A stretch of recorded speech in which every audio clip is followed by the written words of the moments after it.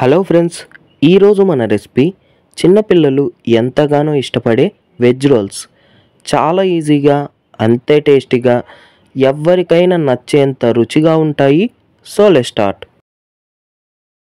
ముందుగా బౌల్లో 200 గ్రాముల గోధుమ పిండి వేసి, అర టీ స్పూన్ ఉప్పు, 2 టేబుల్ స్పూన్ల నూనె పోసి కొద్ది కొద్దిగా నీళ్లు పోసుకుంటూ మెత్తగా చపాతీ పిండిలా కలుపుకోవాలి.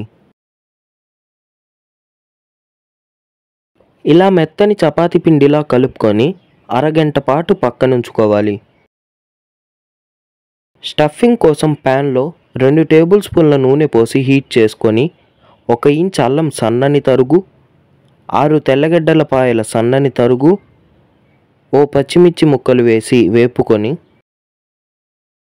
100 గ్రాముల క్యాబేజ్ సన్నని తరుగు, 100 గ్రాముల క్యారెట్ తురుము, 6 బీన్స్ ముక్కలు వేసి 5 నిమిషాల పాటు మీడియం ఫ్లేమ్లో వేపుకొని అందులోనే అర టీ స్పూన్ కారం, తగినంత ఉప్పు వేసి మరో నిమిషం పాటు వేపుకొని తీసి పక్కనుంచుకోవాలి. ముందుగా కలుపుకున్న పిండిని చిన్న చిన్న బాల్స్గా ప్రిపేర్ చేసుకొని చపాతీల్లా రుద్దుకోవాలి. ఇదే విధంగా పిండి మొత్తాన్ని రుద్దుకొని పక్కనుంచుకోవాలి.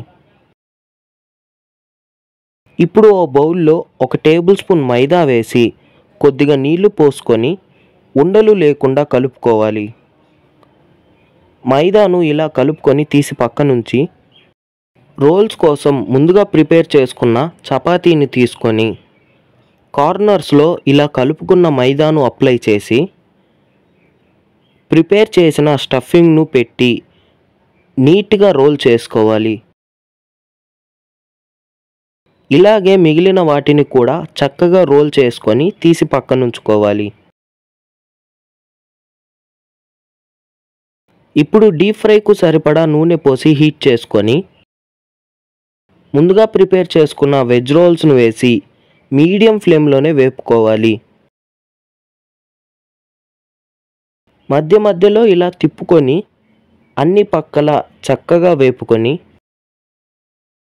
తీసి సర్వ్ చేసుకుంటే మన టేస్టీ వెజ్ రోల్స్ రెడీ.